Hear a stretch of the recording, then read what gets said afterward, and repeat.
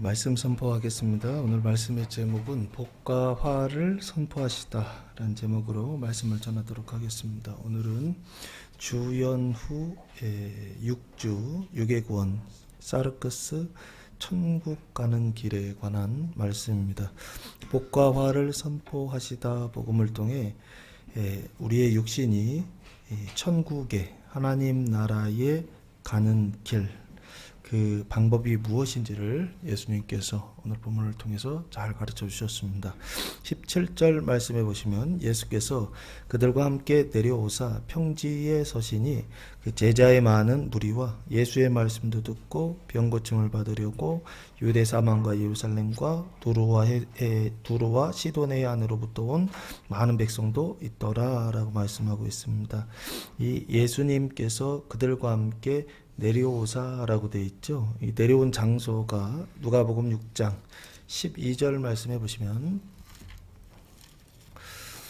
누가복음 6장 12절 말씀해 보시면 이때에 예수께서 기도하시러 산으로 가사 밤이 새도록 하나님께 기도하시고, 예수님께서 기도하러 가셨죠. 근데 어디로 가셨죠?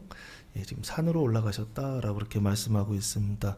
그리고 나서 기도하시고 나서 하신 일이 뭐냐면요. 13절 밝음에 그 제자들을 부르사 그 중에서 12를 택하여 뭐라 칭하셨다?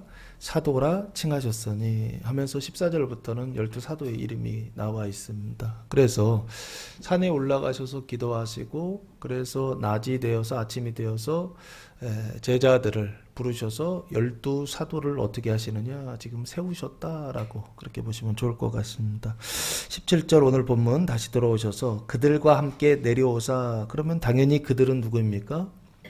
제자들이죠.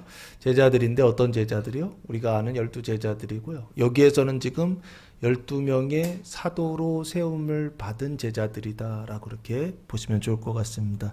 그들과 함께 산에서 내려오사 어디에 지금 서 계시느냐? 평지에 서시니 라고 그렇게 말씀하고 있습니다.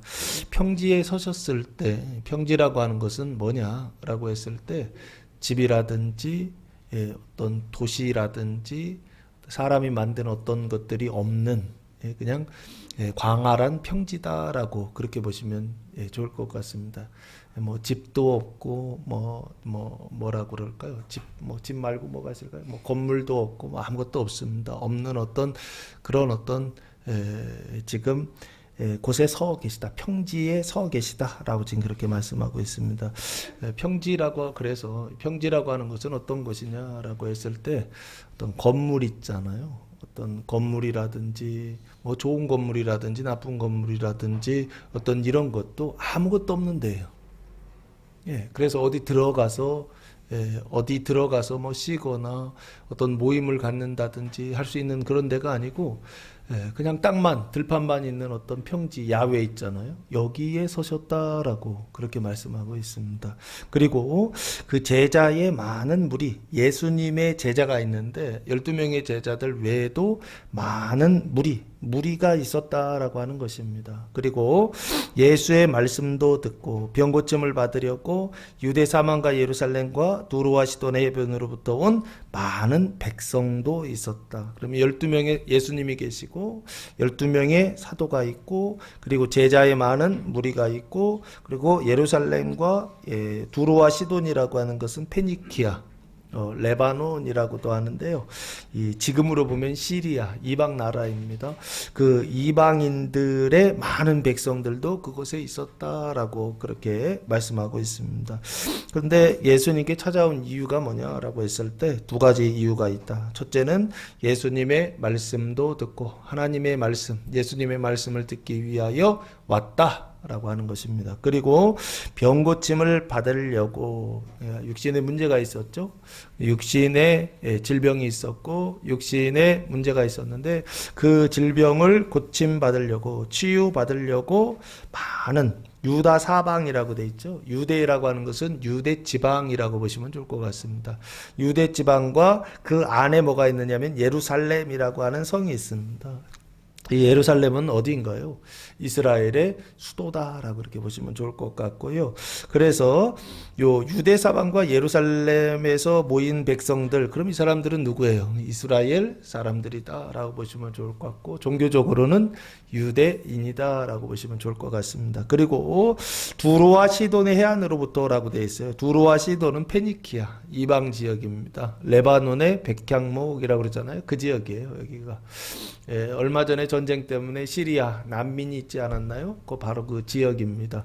이스라엘에서 보았을 때, 팔레스타인이라고 하는 그 땅에서 보았을 때 북쪽과 서쪽, 그래서 북서쪽에 있는 지중해를 끼고 있는 나라, 그 나라의 도시가 바로 두로와 시돈입니다. 그 두로와 시돈 해안 도시에 많은 백성도 있다라고 되어 있습니다. 거기서 온 많은 백성들이요. 그럼 이 사람들의 숫자가 얼마나 되는가라고 했을 때, 누가복음 12장 100명이냐, 1000명이냐, 이렇게 봤을 때 성경에서 아주 분명하게 명시하고 있습니다. 누가복음 12장 1절 말씀해 보시면, 그 동안에 물이 수만 명이 모여 서로 밟힐 만큼 되었더니 예수께서 먼저 제자들에게 말씀하여 이르시되 바리새인들의 누룩 곧 외식을 주의하라라고 말씀하고 있습니다. 여기 사람들이 밟힐 만큼 많이 모였다라고 되어 있죠. 근데 그 숫자가 얼마다? 수만, 천 단위가 아니죠.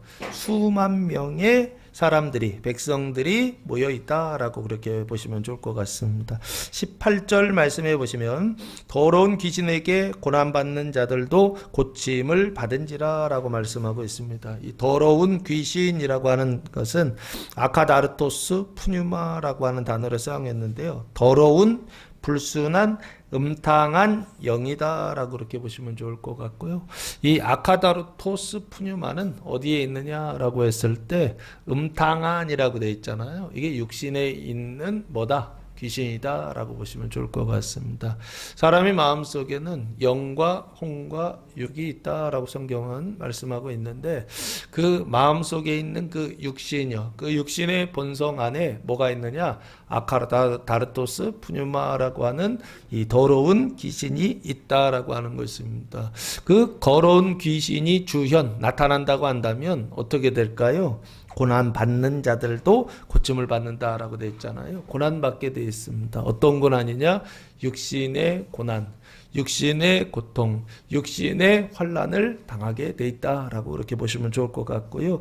이 고난 받는 자들이라고 할 때, 이 고난 받는다는 것은 에노클레오라고 하는 단어를 사용했는데, 원래는요 분비다라고 하는 뜻입니다. 원래 뜻은요 분비다라고 하는 것인데요, 분비다 보니까 어떻게 되느냐?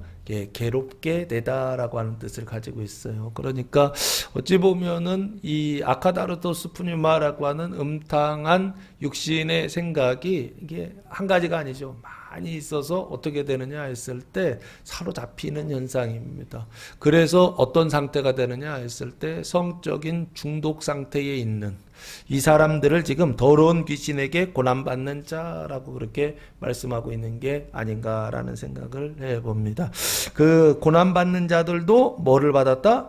고침을 받든지라라고 말씀하고 있습니다. 이 고침이라고 하는 데라퓨오라고 하는 단어를 사용했는데요, 원래 뜻은 시중들다, 고침받다, 치료하다, 고치다라고 하는 뜻을 가지고 있습니다. 그래서 일반적으로는 병을 고치다.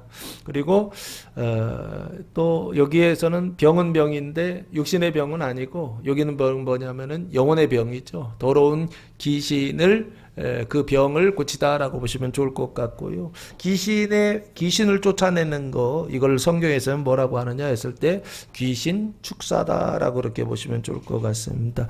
성경에서 말하는 귀신 축사는 뭘 얘기하느냐? 하나님 나라의 표징이다라고 보시면 좋을 것 같고요. 무슨 표징이냐? 사망을 생명으로 바꾸는 실제적인 구원이 나타나는 표징이다라고 하는 것입니다. 말이나 행동이 사망의 상태에 있었는데, 말이나 의와 생동이 생명의 상태로 변화되는 구원. 이게 바로 뭐냐? 귀신 축사의 표징이다 라고 보시면 좋을 것 같습니다. 19절 말씀해 보시면 온 무리가 예수를 만지려고 힘쓰니, 수만 명의 사람들이 예수를 만지려고서 애썼다라고 하는 것입니다. 왜 그렇죠? 그 이유가 이는 능력이 예수로부터 나와서 모든 사람을 어떻게 했다?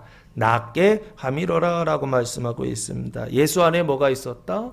능력이 있었다. 디나미스라고 하는 단어인데요. 힘, 능력, 그리고 그 안에 뭐가 들어있냐면 풍부라고 하는 뜻이 가지고 있더라고요. 뭐가 풍부하냐라고 했을 때 제가 봤을 때는 의와 생명이라고 하는 천사들이 풍부하게 있었다라고 그렇게 보시면 좋지 않을까 싶습니다. 능력이 예수로부터 나왔다라는 거예요. 그럼 그 안에 있었다는 것이죠. 예수님 안에 능력이 있었다라고 하는 것입니다. 그 능력이 나와서 모든 사람을 어떻게 했다? 낫게 했다. 이 낫다라고 하는 단어가 치유하고 비슷하잖아요. 근데 단어가 다른 단어를 사용했습니다. 이 아오마이라고 하는 단어를 사용했는데요. 치유하고 온전케 하다라고 하는 뜻을 가지고 있습니다. 그러면 이 치유한다라고 하는 것이요, 온전케 한다라고 하는 것을 성경은 뭐하냐라고 했을 때 병을 치유한다, 병을 고친다라고 보시면 좋을 것 같고요. 그 병을 고친다라고 하는 것은 뭐냐 했을 때 하나님 나라의 표징 두 번째다라고 보시면 좋을 것 같습니다. 무슨 표징이냐라고 했을 때 죄를 의로 바꾸는 그 존재의 상태, 존재의 죽음의 상태를 존재의 생명의 상태로 바꾸는 하나님 나라의 표징, 이게 바로 뭐냐 했을 때 병을 치유하는, 질병을 치유하는, 고치는 사건이다 라고 보시면 좋을 것 같습니다. 그래서 실제로 예수님께서 많은 사람들의 병을 고쳐주시고 육신의 병을 고쳐주시고 그리고 또 영혼의 그 귀신, 더러운 귀신을 쫓아내주시는 일들을 하셨는데 이게 구체적으로 영적으로 뭐냐라고 했을 때 성경은 이렇게 설명하고 있습니다. 마태복음 8장 17절 말씀해 보시면 마태복음 8장 17절 이는 선지자 이사야를 통하여 하신 말씀에 우리의 연약한 것을 친히 담당하시고 병을 짊어지셨도다함을 이루려 하심이더라 라고 말씀하고 있습니다. 이게 뭐냐 했을 때 앞에서 예수님께서 시몬의 장모 그 열병을 고쳐주시고 그리고 많은 사람들의 그 질병을 싹 다 고쳐주셨는데 그 병을 고쳐주시고 귀신을 쫓아내주시는 그 일들, 고쳐주시는 그 일들이 뭐냐라고 했을 때 선지자를 통하여 하신 말씀을, 그 언약을 성취하는 일이다라고 하는 것입니다. 성취가 뭐냐라고 했을 때 우리의 연약한 것을 친히 뭐 하셨다? 담당하셨다라고 하는 것입니다. 친히 담당하셨다라고 하는 것은 뭐냐? 우리의 연약함을 어떻게 하셨다는 거예요? 책임지셨다, 친히 담당하셨다, 친히 그것을 짊어지셨다라고 하는 것입니다. 그래서 병든 자들이요, 여기요, 병을 짊어지셨다. 연약한 것과 병을 담당하시고 짊어지시는 일, 그게 바로 뭐냐 했을 때 병 고침과 귀신 축사의 표징이다라고 하는 것입니다. 눈으로 볼 때에는 병이 고쳐지는 것이고 눈으로 볼 때에는 귀신이 나가는 것인데, 그런데 그게 영적으로는 무슨 현상이냐 했을 때 그 사람 안에 있었던 병, 연약함을 짊어지고 그리고 그 사람 안에 있었던 아카도로토스 카누아라고 하는 그 더러운 영을 어떻게 하는 거예요? 가져와서 짊어지는 현상. 이게 바로 뭐냐 했을 때 이게 치유고 이게 귀신 축사의 표징이었다라고 하는 것입니다. 그래서 여기 귀신 축사라고 하는 것이요, 병 고치는 것은 눈에 보이는 표징입니다. 눈에 보이는 표징을 통하여서 뭘 얘기하고 싶은 것이냐 했을 때 눈에 보이지 않는 하나님 나라를 지금 예수님께서 선포하고 계시는 것입니다. 그래서 예수님께서 뭐라고 말씀하셨느냐? 마태복음 12장 28절 말씀해 보시면 예수님이 이렇게 말씀하십니다. 그러나 내가 하나님의 성령을 힘입어 귀신을 쫓아내는 것이면 하나님의 나라가 이미 너희에게 뭐하였다? 임하였다라고 되어 있습니다. 하나님 나라가 임하였는데 뭐 하면? 성령을 힘입어 뭐를 쫓아내면? 귀신을 쫓아내면 뭐가 임하였다? 하나님 나라가 임하였다라고 말씀하고 있다라고 하는 것입니다. 그래서 귀신 축사는 뭐를 이야기하느냐 했을 때 눈에 보이는 귀신 축사를 통하여 눈에 보이는 병 고침을 통하여서 눈에 보이지 않는 뭐가 임한다. 하나님 나라가 임하는 사건, 이것을 뭐하고 있는 것이냐 했을 때 전파하고 있는 거. 그래서 복음을 전파하는 사건이 바로 뭐냐 했을 때 병 고치는 치유의 사건이다라고 하는 것입니다. 고친다라고 하는 것은 뭘 얘기하느냐라고 했을 때 눈에 보이지 않는 메시지를 전달하는 거라고요. 하나님의 나라가 임하였다라고 하는 복음을 전파하는 거라고요. 그게 바로 뭐냐? 병 고치는 사건이고 귀신을 쫓아내는 사건이다라고 하는 것입니다. 그래서 하나님 나라가 임하였다라고 하는 것은 뭘 얘기하느냐 했을 때 눈에 보이는 병 고치는 사건을 통하여서 칭의를 칭의를 전파하고 있는 것이고, 그리고 또한 하나님의 그 눈에 보이지 않는 눈에 보이는 그 귀신 축사를 통하여서 눈에 보이지 않는 뭐를요? 그 중생과 거듭남을 선포하고 있는 사건, 이게 바로 지금 하나님 나라의 표징으로 되는 귀신 축사와 병 고치는 사건이다라고 하는 것입니다. 그래서 지금 17절부터 19절까지 말씀해 보시면 두 가지 사건이죠. 귀신 축사와 병 고치는 그것을 통하여서 예수님께서 뭐를 선포하고 계시다? 하나님 나라를 선포하고 계시다라고 하는 것입니다. 할렐루야. 자, 20절 말씀해 보시면 예수께서 눈을 들어 제자들을 부르시고 이르시되 너희 가난한 자는 복이 있나니 하나님 나라가 너희 것이미요 하면서 20절, 21절, 22절, 23절은요 복이 있는 자에 관하여서 말씀하고 있습니다. 그리고 나서 24절, 25절, 26절은요 화 있는 자들에 대하여서 네 가지, 이 사람들은 화가 있다라고 말씀하고 있습니다.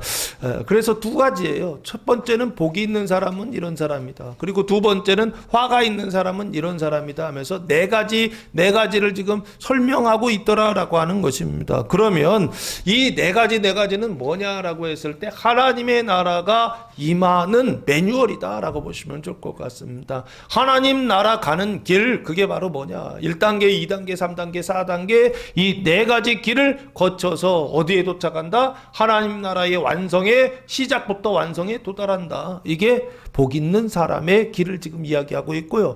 24절부터 화 있는 거는 뭐가 되는 것이냐 했을 때 뱀의 독사의 자식이 뱀의 나라의 독사의 자식이 되고 그 독사의 자식의 그 끝에요. 그 지옥에 가는 길, 그 네 가지 길을 예수님께서 설명하고 있다라고 선포하고 계시다라고 보시면 좋지 않을까 싶습니다. 그래서 조금 더 구체적으로 들어가셔서 20절 예수께서 눈을 들어 제자들을 보시고 이르시되라고 말씀하고 있습니다. 예수님이 지금 누굴 보시죠? 앞에 수만 명의 사람들이 있어요. 근데 그 중에 지금 누구를 보고 계시다? 제자들을 보고 계시다라고 되어 있습니다. 이 제자들은 어떤 제자들일까요? 예수님께 배우는, 하나님의 말씀을 배우는 제자들이다라고 보시면 좋지 않을까 싶어요. 근데 이 제자들은 그 상태가 어떤 상태냐? 이제 시작한 제자들이다라고 보시면 좋을 것 같습니다. 잘 훈련이 되었을까요? 잘 조직이 되었을까요? 훈련도 되지 않고 조직도 되지 않은, 어찌 보면은 자기 마음대로의 제자들의 상태가 아니었을까라는 생각을 합니다. 눈으로 볼 때 두 가지를 보시면 됩니다. 들판이에요. 들판이라고 하는 것은 어떤 건물이나 집이나 이런 것들이 하나도 없는 어떤 그런 상태예요. 그러니까 눈에 보이는 뭐가 이게 세워진 게 하나도 없어요. 그리고 또 하나는 사람들은 많이 있는데 그 사람들도 어떤 상태예요? 사도도 있고 제자도 있고 무리도 있고 많은 사람들이 있는데 하나도 조직되거나 하나도 훈련되지 않아서 다 각자이고 자기 마음대로 해요. 이게 지금 눈앞에, 예수님 눈앞에 있는 제자들의 모습이고 사람들의 모습이 아닐까 싶습니다. 그런데 우리 거기 실망할 필요가 없습니다. 그것 때문에 좋아하거나 슬퍼할 필요도 없습니다. 중요한 것은 뭐가 중요하냐 했을 때 앞에 뭐 평지냐 건물이 있느냐 사람이 조직이 돼 있느냐 훈련이 돼 있느냐 안 되느냐 이 싸움이 아닙니다. 천국 가는 것은 그것과 전혀 상관이 없다라고 하는 것입니다. 그래서 예수님 지금 말씀하십니다. 제자들을 보시고 이르시되 너희 가난한 자는 뭐가 있다? 복이 있다라고 그렇게 말씀하십니다. 하나님의 나라가 너희 것이미요 라고 되어 있습니다. 그 복의 내용이 하나님의 나라가 너희 것이다 라고 그렇게 말씀하고 있습니다. 여기 이게 이제 사복인데요. 누가복음에서는 사복과 사화가 나와 있습니다. 그런데 이 사복이 마태복음에서는 몇 개로 나와 있죠? 8가지로 나와 있습니다. 그래서 마태복음 5장에 보시면요, 산상수훈 중에 가장 대표적인 팔복이 나와 있습니다. 팔복은 뭘 설명하고 있느냐? 천국을 시작하고 천국을 완성하는, 천국의 그 완성까지 도달하는 성경에 언약되어져 있는 그 내용들을 어떻게 하고 있느냐 했을 때 천국 가는 길을 설명하고 있는 복, 그게 바로 팔복이다 라고 보시면 좋지 않을까 싶고요.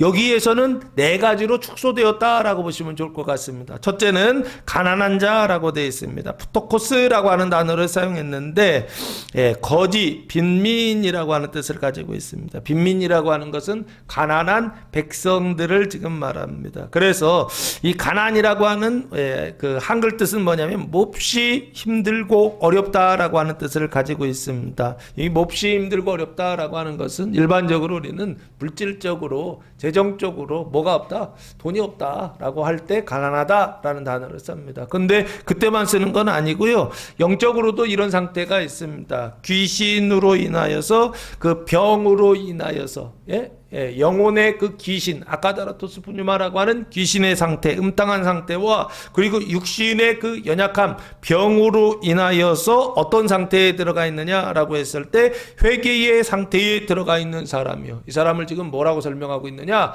가난한 자다라고 설명하고 있다는 거예요. 네. 그래서 이 가난하다라고 하는 것은 뭐가 가난한 거냐 했을 때 세상에 충만한 것들이 가난한 것이죠. 뱀의 것들이 가난한 것이죠. 그 죄와 사망이 어떤 상태에 있느냐? 가난한 상태에 있는 사람이다라고 보시면 좋을 것 같습니다. 그 귀신이나 그 질병으로 인하여서 세상에서 자랑할 것이 하나도 없는 어떤 이런 사람들이요. 이런 사람들 세상에서 볼 때에는 어떤 손가락질을 받고 사람들이 볼 때에는 걱정해야 되는 어떤 그런 걱정을 끼치는 사람들인데 성경에서 예수님은 이런 사람들을 지금 뭐라고 설명하고 있느냐? 라고 했을 때 복이 있다라고 그렇게 설명하고 있습니다. 그래서 이 복이라고 하는 건 뭐냐라고 했을 때 마카리오스라고 하는 단어를 사용했는데 이것은 최고의 축복, 행복이라고 하는 뜻입니다. 누가 주시니까? 하나님이 주시는 복이라고 하는 뜻입니다.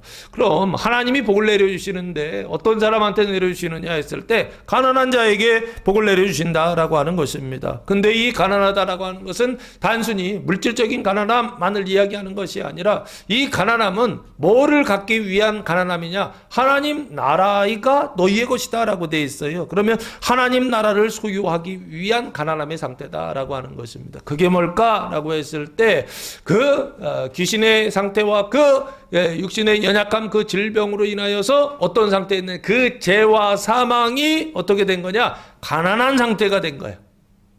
그 죄와 사망이 부자의 상태가 아니라 그 죄와 사망이 가난한 상태가 된 사람이에요. 이것을 성경에서는 뭐라고 하느냐? 죄를 깨닫는 자기 인식의 상태다라고 그럽니다. 이것을 성경에서는 회개다라고 그럽니다. 자기 죄를 깨닫는 게 회개예요.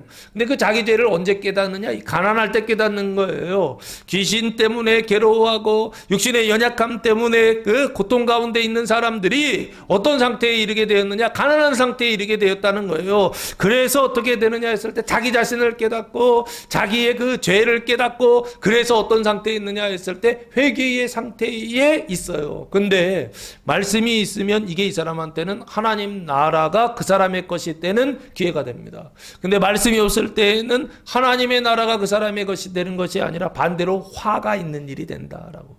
여기에서는 복이 있다라고 그러셨잖아요. 그럼 이 사람은 뭐를 가지고 있느냐라고 했을 때 그 죄와 사망은 바닥을 치고 있는데 그 괴로움과 고통 가운데 있는데 그 사람 안에 뭐가 있다?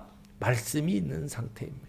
성경을 읽고 있는 상태입니다. 그래서 그 사람에게는 뭐가 있느냐 했을 때 복이 있는데 어떤 복이냐라고 했을 때 하나님 나라가 저희의 것이다. 하나님 나라의 복이 있다는 것입니다.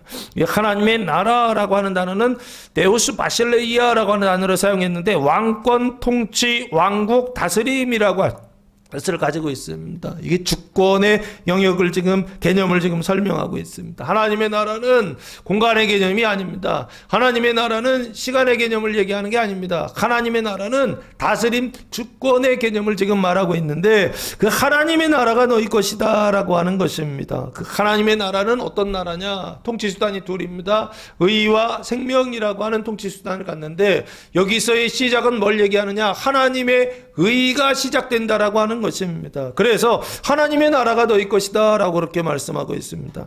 하나님의 나라가 시작되는 것을 뭐라고 말하죠? 나라가 바뀐다 라고 설명했던 것입니다. 천국이 시작된다 라고 설명했고요. 하나님과의 관계가 어떻게 된다? 바르게 된다 라고 하는 것입니다. 그래서 하나님과의 관계가 불화 있는데, 하나님의 관계가 어떻게 해요? 이 회개를 통하여서 복을 받아서 바르게 되었을 때 이 사람은 하나님과의 관계가 어떻게 되냐? 바르게 회복됩니다. 이것을 하나님의 자녀가 된다라고 하는 뜻입니다. 천국이 너희 것이다 라고 하는 것은, 이 사람은 이전에는 뱀의 독사의 자식이었지만 이제는 뭐가 된다? 하나님과의 관계가 바르게 되어서 죄사함을 받아서 의롭다함을 받아서 뭐가 되느냐? 하나님의 자녀가 되었다라고 하는 복을 말씀하고 있습니다. 이게 바로 첫 번째 복입니다. 천국 가는 첫 번째 길은 뭐냐 했을 때, 회개의 상태에 있을 때 그게 복이다라고 인식하는 것입니다. 왜 그렇죠? 하나님 나라요, 나라가 바뀌게 되고 존재의 상태, 하나님의 자녀가 되는 복을 받을 것이기 때문에 예수님은 뭐라고 말씀하시느냐? 복이 있다 라고 말씀하고 있습니다. 그래서 칭의의 복이다, 죄사함의 복이다 라고 보시면 좋을 것 같고요. 가난한 자들에게 하나님께서 보신다. 가난한 사람은 단순히 말씀이 없으면 가난한 복이 없습니다. 가난한 상태에 있는데 하나님의 말씀이 있을 때 이 사람은 무슨 복을 받느냐? 하나님 나라의 복을 받는다. 나라가 바뀌고 하나님의 자녀가 되는 복을 받는다라고 보시면 좋을 것 같고요. 두 번째, 지금 줄인 자는 복이 있나니 너희가 배부름을 얻을 것이미요 라고 말씀하고 있습니다. 현재 줄인 자라고 되어 있죠. 이 줄이다라고 하는 단어는 페이나오라고 하는 단어를 사용했는데, 굶주리게 하다라고 하는 뜻을 가지고 있습니다.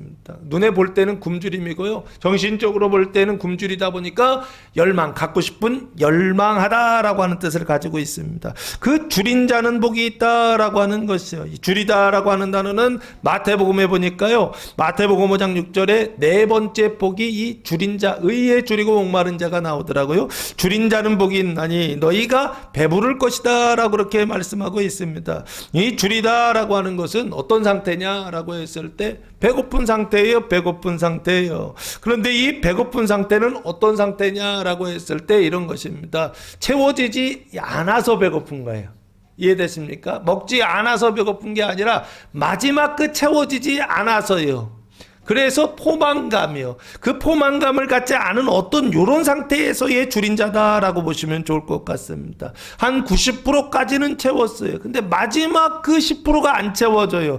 그래서 어떤 상태냐? 줄인 자다라고 보시면 좋을 것 같고요. 이 줄인 자는 복이 있나니 너희가 뭐를 받을 것이다? 배부름을 얻을 것이다 라고 되어 있습니다. 배부르다 라고 하는 단어는 콜타조라고 하는 단어를 사용했는데요, 원래 뜻은 꼴을 먹이다, 실컷 먹이다. 그래서 배부르게 하다, 꽉 채우다 라고 하는 뜻을 가지고 있습니다. 영적으로는 어떤 상태냐 했을 때 90%까지 채웠다고 했잖아요. 마지막 10%를 꽉 채워서 어떻게 해요? 충만한 상태가 되었다라고 그렇게 보시면 좋지 않을까 싶습니다. 그래서 여기 줄인 자는 어떤 사람이냐라고 했을 때 이런 것입니다. 성화의 과정을 열심히 걷고 있어요. 그 거룩함의 과정들을 막 걷고 있어요. 그래서 그 거룩함의 과정들 속에서 그 가증함이라고 하는 12가지가 이렇게 다 심판을 받았어요. 그래서 그 과정을 지나서 마지막이요, 어떤 상태냐? 완전히 심판을 받아서 그 안에 그 죄와 사망이 완전히 없어지는 상태예요. 그래서 성경에서는 이걸 뭐라고 표현하고 있느냐? 점과 흠과 티도 없는 이런 상태예요. 이런 상태를 사도 요한은 하나님의 사랑으로 충만한 상태다라고 설명하고 있는 게 아닌가 싶습니다. 이것을 성경에서는 뭐라고 말하느냐 했을 때, 감리교에서는 성화의 완성, 완전이라고 그렇게 말하고 있습니다. 완전의 상태예요. 그 죄와 사망이 완전히 씻어지는 상태예요. 그것을 배부를 것이다 라고 지금 성경이 말씀하고 있는 게 아닌가 싶습니다. 첫째는 제사함을 받고, 두 번째는요 그 성화와 그 거룩함과 그 완전의 상태까지 복을 받을 것이다 라고요 성경이 말씀하고 있습니다. 누구에게요? 줄인 자에게 주시는 하나님의 축복이다 라고 하는 것입니다. 첫 번째는 가난한 자에게, 두 번째는 줄인 자에게 배부름을 주실 것이고, 마지막 세 번째는요, 마지막 세 번째는 아니네요. 지금 우는 자는 복이 있나니 너희가 웃을 것이다 라고 그렇게 말씀하고 있습니다. 지금 운다 라고 되어 있죠. 클라이오라고 하는 단어를 사용했는데 눈물을 흘리다 라고 하는 것입니다. 왜 눈물을 흘리느냐 라고 했을 때, 존재는 의의 상태로 바뀌었어요. 그런데 그 행동의 상태가 사망으로 바뀌지를 않았어요. 사망이 생명으로 바뀌어야 되는데 존재는 바뀌었는데 행동의 상태가 바뀌지 않아요. 실제적인 변화가 나타나지 않아서 우는 자다라고 보시면 좋을 것 같습니다. 그래서 예수님께서 팔복에서는요 이 우는 자를 몇 복으로 넣으셨냐면요 2복으로 넣으셨어요. 애통하는 자 복이 있나니 위로를 받을 것이다 라고 말씀하셨거든요. 근데 여기에서는 2복으로 넣지 않고 오히려 지금 4복 이후에, 지금 줄인 자 이후에 넣으셨어요. 그럼 여기 운다라고 하는 것을 뭐라고 해야 될까라고 했을 때, 이것은 자기의 사망 때문에 우는 게 아니라, 애통하는 자는 사망 때문에 운다 그랬잖아요. 자기 사망 때문에. 그런데 여기에서의 사망은 너의 사망, 형제의 사망, 이스라엘의 사망 때문에 우는 자다라고 그렇게 보시면 좋지 않을까 싶습니다. 몸 안에, 그 교회 안에 뭐가 있느냐? 믿음이 강한 사람도 있지만 믿음이 약한 사람도 있는데, 그 믿음이 연약한 형제들의 사망 때문에 뭐 하는 사람? 우는 자들, 애통하는 사람들이요. 이런 사람들이 하나님의 말씀을 가지고 끝까지 인내하면 하나님의 복을 받는다라고 하는 것입니다. 무슨 복을 받느냐? 너희가 웃을 것이다 라고 이렇게 말씀하고 있습니다. 이 웃는다라고 하는 것은 뭘 얘기하느냐라고 했을 때, 사망이 생명으로 바뀔 것이다 라고 하는 것입니다. 무슨 사망이냐면 이스라엘의 사망이, 그리스도의 몸된 교회의 사망이, 믿음이 연약한 형제들의 사망이 생명으로 바뀔 것이다 라고요 지금 예수님 말씀하고 계시는 게 아닌가 싶습니다. 그래서 웃는다라고 하는 것은 미래에 웃을 것이다 라고 하는 것입니다. 어떤 기쁨이나 만족의 표시로서 웃을 것이다 라고 지금 말씀하고 있고요. 웃는데 어떻게 웃느냐? 크게 웃는다 라고 되어 있습니다. 이 크게 웃는다 라고 하는 것은 결국에 뭘 얘기하느냐? 너의 중생, 그리고 이스라엘의 거듭남을 지금 말씀하고 있는 게 아닌가 싶고요. 그럼 이게 뭐냐 했을 때, 제가 볼 때 생명이 생명을 낳는 영생을 설명하고 있는 게 아닌가 싶습니다. 하나님께서 주시는 세 번째 복은 뭐냐 했을 때, 영생의 축복이라고 하는 것입니다. 이 영생의 축복은 어떻게 해요?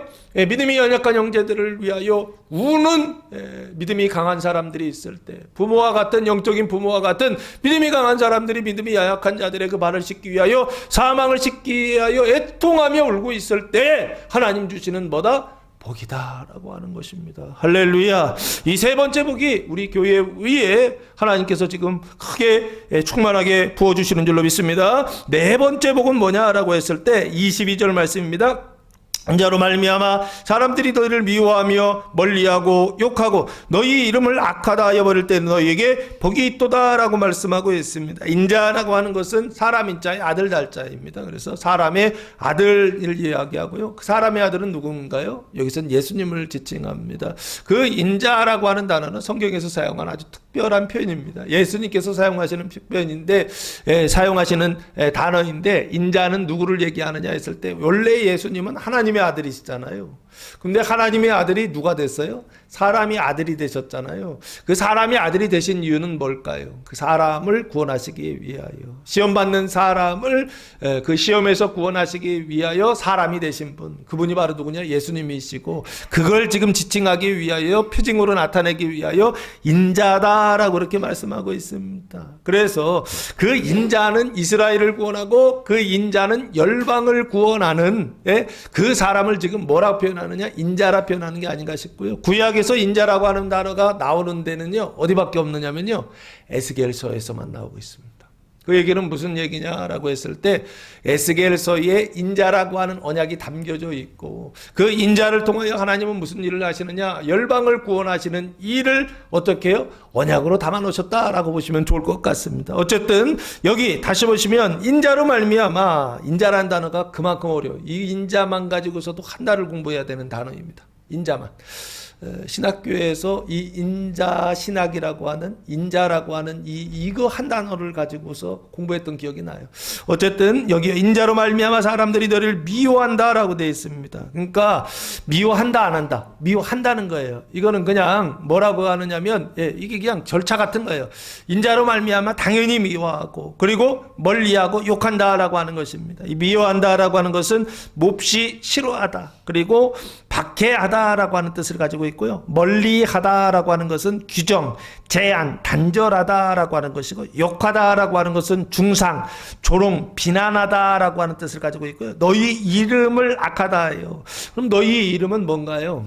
예수 믿는 사람들, 제자들의 이름이죠. 그 제자들의 이름이 뭔가요? 제자들의 이름이요. 사도행전 11장.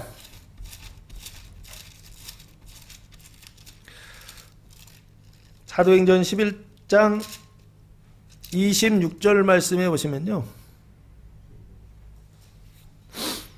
사도행전 11장 26절, 만나함에 안디옥에 데리고 와서 둘이 교회에 1년간 모여 있어 큰 무리가 가르쳤고 제자들이 안디옥에서 비로소 그리스도인이라 일컬음을 받게 되었더라라고 말씀하고 있습니다. 이 안디옥 교회 얘기인데 그 안디옥 교회 성도들이 뭐라 일컬음을 받았다?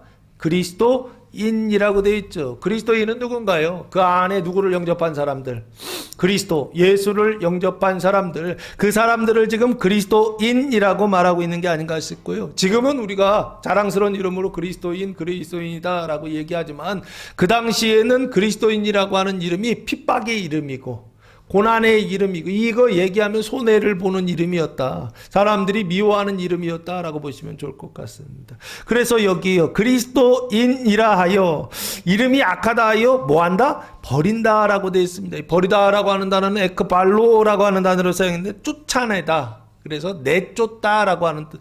그래서 공동체에서 쫓아내고, 마을에서 쫓아내고, 도시에서 쫓아내고, 집안에서 쫓아내는 일들이 있다 없다? 있다. 너 예수 믿는다는 것 때문에, 그래서 네 안에 예수 있다라고 하는 것 때문에, 네가 그리스도인이다라고 하는 거, 그거 하나 때문에 어떻게 해요? 쫓아내는 일이 있다는 것입니다. 그 모임에서, 공동체에서, 가정에서 쫓아내는 일이 있다는 것입니다. 그럴 때 너희에게 뭐가 있다? 복이 있다. 할렐루야. 예, 버림받을 때 기뻐하시기 바랍니다. 예, 버림받을 때 하나님의 복을 받는다라고 하는 것을 기억하시기 바랍니다. 왜 그러냐, 이게 왜 복이냐라고 했을 때, 여기에서 복은요, 마태복음 5장 10절이면 8번째 팔복이 나오거든요. 그 팔복을 지금 설명하고 있는 것입니다. 그 팔복이 뭐냐 했을 때, 저는 이 팔복을 영생의 복이다라고, 저는. 그런데 영생인데 너의 복인데 누구냐 했을 때 너가 이스라엘이 아니고 열방이다라고 저는 그렇게 설명합니다. 자, 그래서 23절 말씀해 보시면 그날에 기뻐하고 뛰놀라. 할렐루야. 예수님께서 그날에 기뻐하라는 것입니다. 근데 기뻐하는데 어떻게 기뻐하느냐 했을 때 뛰놀라라고, 행복해서 미쳐버려라 라고 하는 뜻입니다. 예? 미쳐서 막 뛰어들어라 그런 것입니다. 막 비가 막 장마철에 장땡처럼 내리면은 어떤 마음이 든가요? 비를 피해야 되겠다, 우리 그렇게 생각하잖아요. 근데 애들은요, 와 하고서 나가가지고서 비를 맞더라고요. 예? 예? 기뻐 뛰놀라 라고 돼 있어요. 언제요? 여기요, 버림받을 때, 박해를 받을 때, 사람들이 거리를 두고 욕하고 막 이럴 때 뭐라고 생각하느냐? 예? 기뻐 뛰놀라. 세상에서 봤을 때 기뻐 뛰는 뭐라고 생각할? 미쳤다라고 생각할 거, 이 돌았다라고 생각할 것입니다.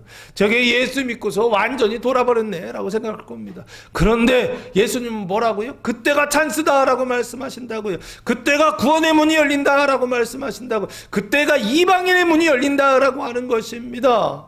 그래서 그 사람들이 어떻게 된다? 구원받는다. 그래서 기뻐 뛸로라 라고 말씀하는 게 아닌가 싶어요. 하늘에서 너희의 상이 뭐다? 크다라고 되어 있습니다. 상은 상이야. 근데 땅에서의 상을 이야기하는 게 아닙니다. 어디에서 상이요? 하늘에서 받는 상이 있다라고 하는 것입니다. 그 하늘의 상이 너에게 크기 때문에 버림받을 때 어떻게 하라? 기뻐하며 뛰노라라고 말씀하고 있습니다. 할렐루야. 예, 박해 받으셨죠? 고난 받으셨죠? 버림 받으셨죠? 예, 그때 기뻐하며 뛰노셨나요? 그때가 찬스라고 생각하고, 그때가 기회라고 생각하고, 그때 가정이 구원받고, 그때 남편이 구원받고, 그때 아내가 구원받고, 그때 자녀들이 구원받는다라고, 형제 자매들이 구원받는다라고 하는 인식을 가지고, 믿음을 가지고 기뻐하면서 뛰놀았나요? 우리 그렇게 못했을 거예요. 예수님 말씀하십니다. 이게 네 번째 마지막 복이다라고 하는 것입니다. 무슨 복이냐? 기뻐 뛰노는 복이다라고 하는 것입니다. 그게 바로 뭐냐? 하늘에서 받는 상 때문에 기뻐 뛰는 복이다라고 하는 것입니다. 그래서 여기 미스도스, 상이라고 하는 단어는 미스도스라고 하는 단어를 사용했는데 원래 뜻은 뭐냐면 봉사에 대한 임금이라는 뜻입니다. 삭. 그러니까 내가 일을 했어. 그러면 일당 받아야 되잖아요. 지금 여기 상을 지금 미스도스라는 단어로, 은혜하고는 좀 다른 개념입니다. 예, 그 미스도스가 뭐냐라고 했을 때 고린도 전서 9장, 이 상을 지금 이야기하고 있는데 고린도 전서 성경에서 말하는 상이 있습니다. 고린도 전서 9장 18절 말씀해 보시면 18절 19절 18절에서 21절까지 말씀인데요. 그런즉 내 상이 무엇이냐? 사도 바울의 상이 무엇이냐? 지금 묻고 있죠. 내가 복음을 전할 때 값없이 전하고 복음으로 말미암아 내게 있는 권리를 다 쓰지 아니하는 이것이로다라고 하면서 내가 모든 사람에게서 자유로우나 스스로 모든 사람에게 종이 된 것은 더 많은 사람을 얻고자 함이다라고 되어 있습니다. 사도 바울의 상은 뭐다? 더 많은 사람을 얻는 것입니다. 많은 사람을 얻는 게 사도 바울은 자기의 상이다라고 지금 설명하고 있는 게 아닌가 싶어. 20절 유대인에게 내가 유대인과 같이 된 것은 유대인들을 얻고자 함이요 율법 아래 있는 자들에게는 내가 율법 아래 있지 아니하나 율법 아래 있는 자와 같이 된 것은 율법 아래 있는 자들을 얻고자 함이요 율법 없는 자에게는, 이거 이방인들이죠, 내가 하나님께는 율법 없는 자가 아니오더리요 그리스도의 율법 아래 있는 자이나 율법 없는 자와 같이 된 것은 율법 없는 자들을 얻고자 함이다라고 되어 있습니다. 그 뒤에 보시면 22절 약한 자들에게 내가 약한 자가 된 것은 약한 자들을 얻고자 함이요 내가 여러 사람에게 여러 모습이 된 것은 아무쪼록 몇 사람이도록 구원하고자 함이니 내가 복음을 위하여 모든 것을 행하면 복음에 참여하고자 함이라. 운동장에서 다름하는 자들이 다 달릴지라 오직 상을 받는 사람은 한 사람인 줄을 너희가 알지 못하느냐. 너희도 상을 받도록 어떻게 하라? 이와 같이 다름질하라 라고 되어 있습니다. 할렐루야. 네, 다름질하시기 바랍니다. 예, 달려가시기 바랍니다. 그냥 대충 신앙생활 하면서 이 정도만 하면 됐지라고 하는 것이 아니라 상을 받는, 하늘에서 상을 받는 복이 있다고요. 예? 자기의 구원의 단계에만 지나는 것이 아니라 하나님께 상을 받는 단계가 있다고요. 그 상을 지금 사도 바울은 뭐라고 했냐? 그 상을 받기 위하여 나는 달려간다는 것입니다. 유대인 만날 때는 유대인처럼 행동하고 이방인들을 만날 때는 이방인처럼 행동하고 연약한 사람들을 만날 때는 연약한 모습으로 늘 그렇게 자기 자리를 바꾸면서 열심히 달려갔다는 것입니다. 근데 이유가 있다는 거예요. 무슨 이유요? 하늘에 상이 있다라고 하는 것을 사도 바울은 알았다는 것입니다. 그걸 알고 있었기 때문에 사도 바울은 어떻게 했다고? 열심히 달려갔다라고 하는 것입니다. 저희 교회도 올 한 해 열심히 상을 받기 위하여 열심히 달려가는 교회와 성도들 되시기를 예수님의 이름으로 축복합니다. 그냥 가는 게 아니에요. 그냥 가는 게 아니라 달려가는 것입니다. 뭐를 받기 위하여? 목적을 향해, 푯대를 향하여, 하나님께서 부르신 그 부름의 상을 받기 위하여 어떻게 해요? 달려가는 교회예요. 달려가는 성도들이요. 저 열심히 달려갑니다. 저도요. 성도들한테 지면 안 되니까요. 저도 어제 아침부터 저녁 때까지 하루 종일 달려갑니다. 네. 다니엘서부터 시작해서 요한계시록을 거쳐서 창세기부터 시작해서 11기까지 달려갑니다. 그럼 몇 장인지 아십니까?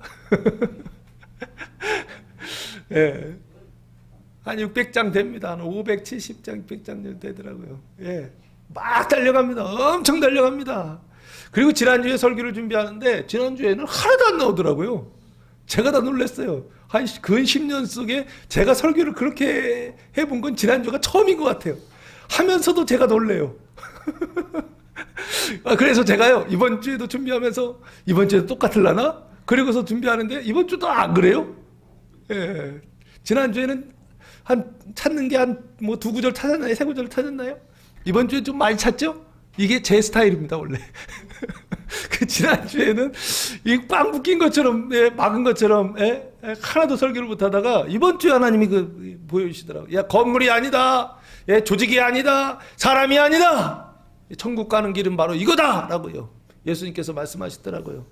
첫 번째는 가난한 자, 두 번째는 줄인 자, 세 번째는 우는 자, 네 번째는 버림받은 자에게 하나님께서 뭐를 주신다? 하늘의 축복, 하나님의 축복, 최고의 축복, 행복을 주신다라고 하는 것입니다. 그게 바로 뭐냐 했을 때 죄사함으로부터 어디까지 이른다고요? 영화까지 이르는 하나님의 네 가지 복을 주신다라고 하는 것입니다. 이 복을 받으시기 바랍니다. 열심히 달려가셔서 하늘의 상까지 받을 수 있는 교회와 성도들 되시기를 예수님의 이름으로 축복합니다.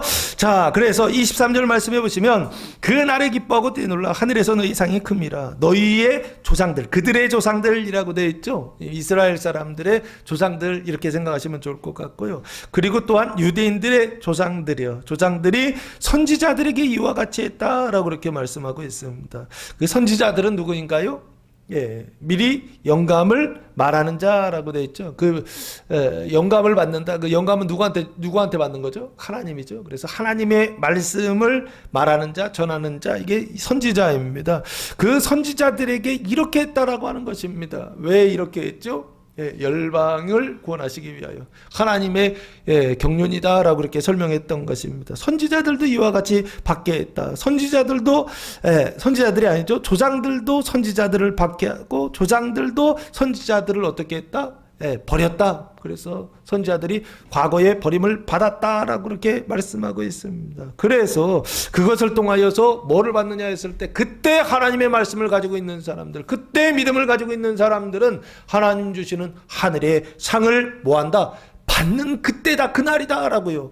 예수님은 지금 말씀하고 있는 게 아닌가. 이스라엘의 고난을 통하여, 욥의 고난을 통하여, 온전한 자, 완전한 자의 고난을 통하여 누가 구원을 받는다? 열방이 구원을 받는 그런 하늘의 상을 하나님께서 허락해 주신다라고요. 성경이 말씀하고 있습니다. 이게 하나님 나라 가는 길이고, 이게 천국 가는 길이고, 이게 하나님께서 주시는 복이다라고 하는 인식을 가지고 하나님께서 우리의 삶을 여기로 이끌어 가실 때 이게 찬스다, 이게 기회다, 이게 기쁨이다. 나라를 바꾸고 죄사함을 받고 거듭남을 받고 거룩하게 되고 영생하게 되고 영화롭게 되는 하나님의 복이 부어지고 있다라고 하면서 기뻐 뛰놀면서 열심히 달려갈 수 있는 교회와 성도들 되시기를 예수님의 이름으로 축복합니다. 자, 24절 말씀해 보시면 이제 반대로 네 가지 화에 대해서 지금 설명하고 있습니다. 근데 내용을 보니까요, 앞에 내용하고 비교하고 있어요. 대조하는데 정반대로 대조하는 대꾸법이라고 하는 형식을 사용하고 있더라고요. 일복 가난에 대해서 일화는 부요를 얘기하고 있고, 이복 줄임 줄임에 대하여서 여기는 배부름에 대해서 이화 배부름에 대해서 얘기하고 있고, 앞에서 삼복 우는 애통에 대해서 여기는 삼화 웃음에 대해서 이야기하고요. 앞에서 사복 버림받음에 대해서 여기서는 칭찬받음이라고 하는 네 가지를 대조해서 대꾸법으로 지금 설명하고 있습니다. 24절 말씀해 보시면 천국 가는 길이 아닙니다. 지옥 가는 길입니다. 이게 뱀의 나라에 뱀의 자식이 되는 길이 네 길이 있는데, 그 첫 번째가 너희 그러나 화 있을진저 너희 어떤 사람이다? 부유한 자다라고 그렇게 말씀하고 있습니다. 이 부유한 자는 어떤 사람? 풍부한 사람을 얘기하죠. 물질적으로 풍부한 사람이죠. 그리고 영적으로도 풍부한 사람을 얘기합니다. 세상에서 그 풍부하다라고 하는 건 뭘 얘기하느냐 했을 때 그 죄와 사망이 풍부한 상태를 지금 얘기하는 것입니다. 그 풍부한다, 이 부자라고 하는 것인데요. 그 풍부한 자는 어떻게 된다고요? 육신의 그 죄와 사망으로 부유한 사람은 어떻게 된다? 이 사람들은 이렇게 된다라고 보시면 좋지 않을까 싶습니다. 누가복음 3장 7절 말씀해 보시면 존재의 상태가 이렇게 된다라고 보시면 좋을 것 같습니다. 누가복음 3장 7절 말씀해 보시면 요한이 세례받으러 나오는 무리에게 이르되 독사의 자식들아 누가 너희에게 일러 장차올 진노를 피하라 하더냐라고 말씀하고 있습니다. 지금 세례 요한이 세례 베풀고 있을 때 백성들이 왔거든요. 근데 그 백성들한테 지금 세례 요한이 뭐라고 부르고 있어요? 독사의 자식들아, 새끼들이란 얘기죠. 독사의 새끼들이다라고 지금 영적으로 그렇게 말하고 있는데, 여기요, 부요한 자라고 하는 것은 영적으로 지금 부요한 사람입니다. 근데 그 영적으로 부요하다라고 하는 것은 그 죄와 사망이 부요한 상태를 얘기하는 것입니다. 그 죄와 사망이 부요한 사람들은 뭐가 되느냐 했을 때, 너희는 너희의 위로를 이미 받았다라고 그렇게 말씀하고 있습니다. 그래서 위로를 이미 받았기 때문에 여전히 심판 아래에 있고 여전히 독사의 자식들이다라고 지금 말씀하고 있는 게 아닌가 싶습니다. 부유한 사람은 그 독사의 자식이라고 하는 존재의 상태, 이 문제를 개선할 수 있는, 고칠 수 있는 방법이 있다 없다? 없다라고 하는 것입니다. 예, 그 죄와 사망을 고칠 수 있는, 개선할 수 있는 방법은 오직 하나다라고 하는 것이, 부유가 아니라 어떤 상태요? 가난한 상태다라고 하는 것입니다. 두 번째는요, 25절 보시면 두 번째 화가 나오십니다. 화 있을진저 너희 지금 배부른 자여, 배부른 자, 복이 있다, 화가 있다. 화가 있다라고 말씀하고, 지난 한 주간 배부르셨습니까? 배고프셨습니까? 예? 예, 배불렀다 하면 화가 있다라고 생각하시면 됩니다. 여기요, 지금 배부른 자요, 화가 있다라고 말씀하세요. 그러면 이 화는 어떤 화냐라고 했을 때, 제가 배부른 화다라고, 이번에는 죄와 사망 중에 사망으로 배부른 화다라고 그렇게 보시면 좋을 것 같고요. 그래, 사망으로 가득 차 있다라고 하는 것입니다. 사망으로 가득 차 있어서 꽉 차 있는 충만한 상태를 지금 배부른 자여라고 말씀하고 있는 게 아닌가 싶고요. 이 배부른 사람은 반드시 어떻게 된다?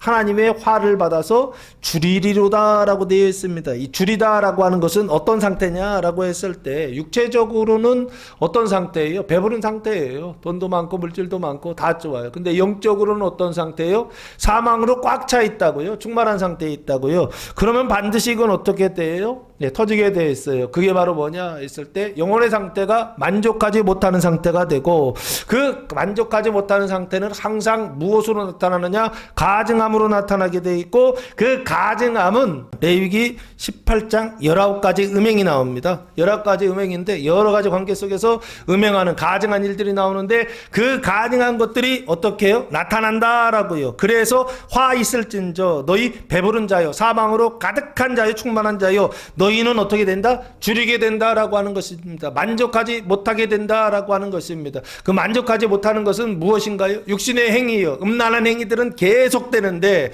그런데 하면 할수록 그 안에 만족감이 있다 없다? 만족감이 없는 상태를 느끼는 것입니다.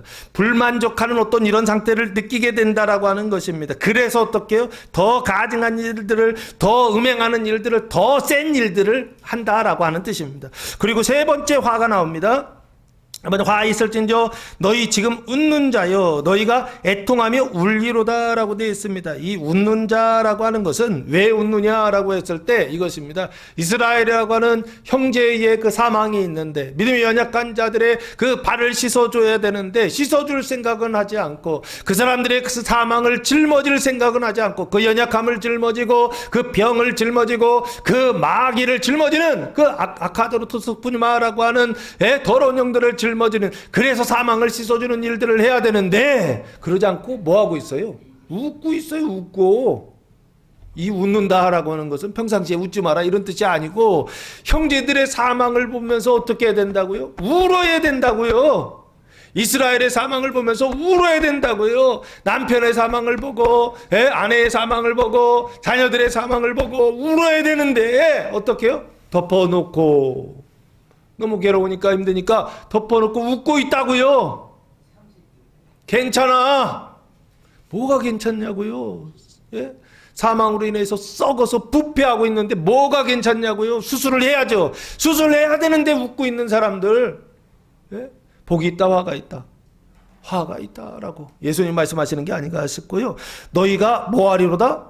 애통하며 울리로다, 슬퍼하며 눈물을 흘리게 된다라고 그렇게 말씀하고 있습니다. 왜 그렇죠? 이스라엘의 몸이거든요. 몸이라고 하는 것은 공동체이거든요. 가정이라고 하는 것이나 사회라고 하는 것이나 국가라고 하는 것이나 민족이라고 하는 것은 뭐를 얘기하느냐? 공동체를 연상한단 말이에요. 나만 잘 산다고 해가지고서 되는 것이 아니라 나와 함께하는 사람들이 어떻게 해요? 잘 살아야 된다고요. 내 안에만 생명이 있는 게 아니라 내 바깥에도 생명이 있어야 된다고요. 그래야 어떻게 해요? 치안이 안전하고 걱정이 되지 않잖아요. 나 잘 산다고 해서 밖에 밖에서 맨날 총 쏘고 싸우고 칼질하고 그러면 내 안전이 보장이 되겠느냐고요. 안 되거든요. 그래서 사람이라고 하는 것은 항상 공동체 속에서의 어떤 평화, 공동체 속에서의 어떤 안전 이런 것들을 누리게 되어 있고 추구하게 되어 있어요. 근데 여기요, 그 이스라엘의 그 사망 때문에 울어야 되는데, 그 이스라엘 형제들의 그 사망 때문에 울어야 되는데, 그 말이나 그 행동의 그 가증함 때문에 울고 애통하면서 하나님께 하나님 살려주십시오 울어야 되는데 울질 않아요. 어떻게 그냥 웃고 있는 것이죠. 그 웃는 자는 반드시 눈물을 흘리며 슬퍼하게 돼 있다라고요. 그렇게 말씀하고 있습니다. 그 애통하며 운다라고 하는 것을, 결국에는 웃는 자는 애통하며 운다라고 하는 것을 예수님은 뭐라고 말씀하셨을까 했을 때 사도 바울은 이렇게 말씀하고 있는 게 아닌가 싶습니다. 고린도전서 15장.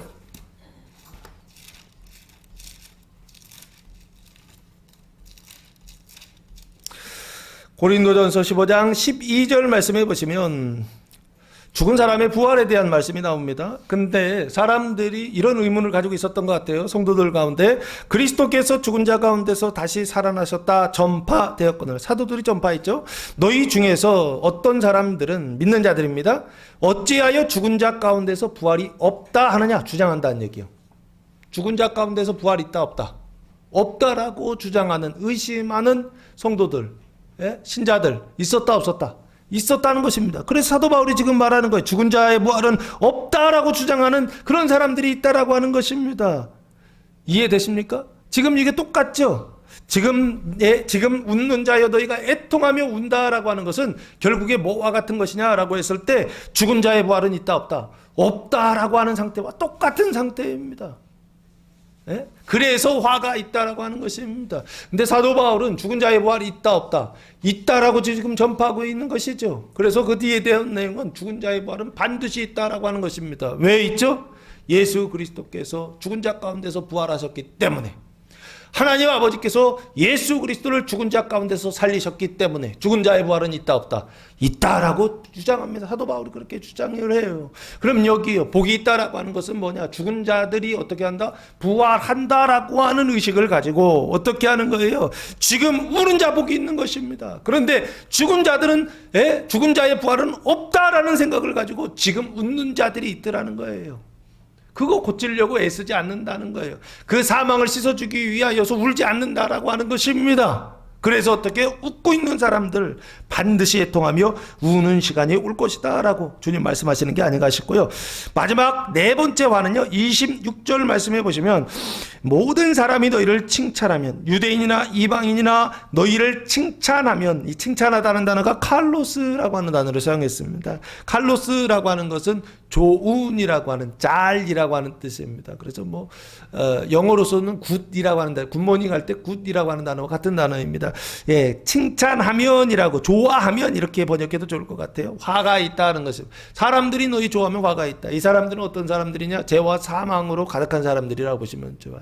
죄와 사망으로 가득한 세상의 사람들이, 그 독사의 자식들이 너희를 좋아하면, 칭찬하면 이거 좋은 거예요, 나쁜 거예요? 나쁜 거다. 화가 있다라고 말씀하고 있습니다. 그들의 조상들이 거짓 선지자들에게 어떻게 했다? 이와 같이 하였느니라 라고 말씀하고 있습니다. 독사의 새끼들입니다. 그들의 조상들은 독사의 새끼들이 어떻게 해요? 거짓 선지자들에게, 이 거짓 선지자들은 어떤 사람들입니까? 하나님의 영감을 받는 사람들이 아니죠. 거짓 선지자들은 누구의 영감을 받아요? 독사의 영감을 받고 뱀의 영감을 받는 사람들이죠. 마귀와 사단의 영감을 받는 사람들, 거짓 선지자들이란 말이에요. 거짓 선지자들이 있다 없다? 전 보는 사람들 중에서도 진짜로 받아가지고 전 보는 사람들이 있잖아요. 그 사람들도 영감을 받는단 말이에요. 근데 그게 교회 안에도 있고 그 당시에는 유대교 안에도 있었단 말이에요. 그래서 지금 거짓 선지자들에게, 독사의 자식들이 거짓 선지자들에게 어떻게 해요? 칭찬하고 좋아했다라고 하는 거예요. 그 당연한 것이죠. 왜 칭찬하고 좋아하죠? 바꾸려고 하지 않는 것입니다. 고치려고 하지 않는 것입니다. 안에 있는 아카도로스 푸뉴마라고 하는 그 더러운 귀신을 어떻게 해요? 쫓아내야 되는데 쫓아내지 않으려고 하는 거예요. 내 안에 있는 육신의 그 연약함, 질병이 있는데 얘를 고치려고 하지 않는 상태를 지금 뭐라고 표현하고 있느냐? 너희 그들의 조상들도 거짓 선지자들에게 이와 같이 칭찬하고 좋아하고 끼리끼리 어떻게 한 거예요? 잘 보냈다라고 지금 말씀하고 있는 게 아닌가 싶습니다. 이건 복이 있는 거다, 화가 있는 거다. 화가 있는 것이다 라고 예수님 말씀하십니다. 어떤 화냐 했을 때 독사의 새끼들이 이제 종교 사기꾼들이요, 독사들에게. 그래서 이 거짓 선지자들을 제가 예전에 뭐라고 설명했죠? 독사의 새끼들을 양산하는 자들이다 라고 돼 있죠. 가르쳐서 독사의 새끼들을 낳는 자다라고 그렇게 가르쳤죠. 그렇게 말씀드렸죠. 독사의 새끼들을 어떻게 하는 거냐면 생육하고 번성하는 상태예요. 이 사람들이요. 독사의 새끼들을 생육하는 거예요. 이게요. 그래서 이거를 뭐라고 했느냐라고 했을 때 성경에서요. 누가복음 16장, 아마 이 비유가 잘 이해가 잘 안 되실 텐데 이게 이걸 설명하고 있는 게 아닌가 싶습니다. 누가복음 16장 22절 말씀인데요. 부자와 거지 나사로에 대한 이야기입니다. 그때 22절, 이에 그 거지가 죽어 천사들에게 받들려 아브라함의 품에 들어가고 부자는 죽어 장사되매 어디 들어가죠? 23절, 그가 음부에서 고통 중에 눈을 들어 멀리 아브라함과 그의 품에 있는 나사로를 보고. 부자는 어디 갔다?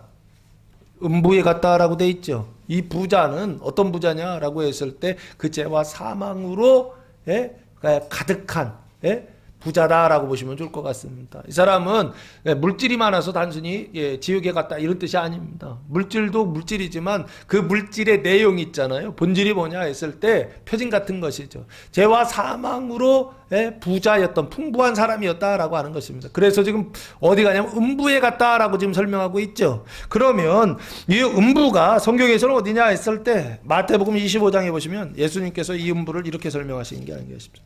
마태복음 25장 46절 말씀해 보시면 그 양과 염소를 구분하는 내용이 나옵니다. 그때 46절, 그들은 영벌에, 이게 염소입니다. 그들은 영벌에, 의인들은 영생에 들어가리라 하시니라 라고 말씀하고 있습니다. 염소는 지금 어디에 들어간다고요? 영벌에 들어간다라고 되어 있어요. 부자들은 어디 들어간다고요? 영벌에 들어간다라고 되어 있습니다.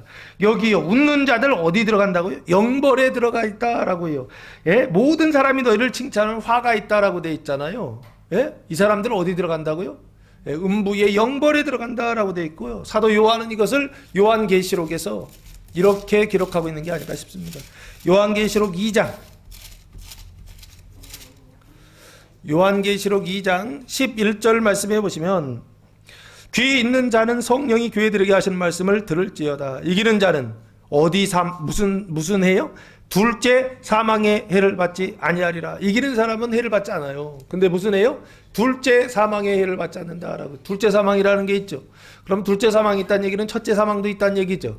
그렇죠? 그러면 이 둘째 사망이 뭐냐라고 했을 때 20장 요한계시록 20장 14절 말씀해 보시면 사망과 음부도 불못에 던져지니 이것은 둘째 사망 곧 불못이다라고 되어 있습니다. 불교에서 얘기하는 지옥 있잖아요. 성경에서 얘기하는 지옥처럼 불교에서 얘기하는 지옥, 그런 개념으로서의 지옥을 얘기하는 게 아닙니다. 성경에서 말하는 지옥은요, 내세에 가는 어떤 지옥만을 이야기하는 게 아닙니다. 내세에도 지옥이 있어요. 그런데 우리가 사는 이 세상에서도 뭐가 있다고요? 둘째 사망 지옥이 있다고요. 불못이 있다고요. 그게 기독교가 말하는 것입니다. 예수를 믿으면 그 믿는 그 순간 네 가지 복을 받게 되어 있습니다. 그러나 예수를 믿지 않으면 믿지 않는 그 상태에서 이 사람은 이미 어떤 상태냐? 심판의 상태고 화의 상태다라고 하는 것입니다. 어떤 화냐 했을 때 마지막 네 번째 화는요, 모든 사람이 너를 칭찬하면 화가 있다라고 되어 있습니다. 이 화는 음부에 들어가는 화요, 영벌을 받는 화요, 둘째 사망의 해를 받는 불못에 들어가는 화다라고요. 성경은 말씀하고 있는 게 아닌가 싶습니다. 사랑하는 성도 여러분, 오늘 예수님께서 복과 화를 선포하시다. 이 말씀을 통하여서 이게 천국 가는 길이고 이게 지옥 가는 길이다라고 예수님 말씀하셨으니 이게 매뉴얼이다라고 생각하시면 됩니다. 이것을 통해서 내 삶 속에 하나님 찾아오셔서 요 네 가지 복을 주시기 위하여 가난하게 하시고 줄이게 하시고 애통하게 울게 하시고 버림받게 하신다고 한다면 이거 나쁜 게 아니구나라고 기뻐 뛰놀 수 있는 교회와 성도들 되시기를 바라고, 또한 지옥 가는 길이 있어요. 부유하게 하시고 배부르게 하시고 그리고 웃게 하시고 칭찬받게 한다고 한다면 오히려 예? 엠브라스 그 뭐죠? 삐뽀 이렇게 틀듯이 이게 틀어져야 경광등이 틀어져야 돼. 아이고 지금 이거 큰일 난다. 화를 당한다. 이러다가 어디까지 간다? 음부에 들어간다. 영벌에 들어간다. 라고 인식하면서 경계하시면서 이 일들이 내 삶 속에 나타나고 있다고 한다면 오히려 기뻐하는 것이 아니라 이것 때문에 가슴을 치며 애통하면서 하나님 앞에 무릎 꿇어 골방에 들어가서 기도할 수 있는, 성경 볼 수 있는 교회와 성도들 되시기를 예수님의 이름으로 축복합니다. 자, 기도하겠습니다. 사랑하는 은혜가 풍성하신 아버지 하나님, 감사와 찬송과 영광을 올려드립니다. 예수님의 나타나심을 기뻐하는 복과 화를 선포하시다 복음이 선포될 때 그 말씀을 믿고 따름으로 죽은 자가 다시 살아나는 하늘의 복을 받는 교회와 성도들 되게 하옵소서. 하나님 나라 천국 가는 길이 무엇인지, 뱀의 나라 지옥 가는 길이 무엇인지 예수님 오늘 말씀을 통하여 선포해 주셨사오니 그 말씀을 통하여 우리가 어느 길에 서 있는지 보게 하시고 하나님 천국 가는 길에 서는 교회와 성도들 될 수 있도록 하나님 은혜를 베풀어 주시옵소서. 이제는 우리 주 예수 그리스도의 은혜와 하나님 아버지의 무한하신 사랑하심과 성령의 교통하심, 사랑하는 성도들 머리 위에와 가정 위에와 교회 위에 이제로부터 영원토록 함께 하시기를 간절히 축원하옵나이다. 아멘.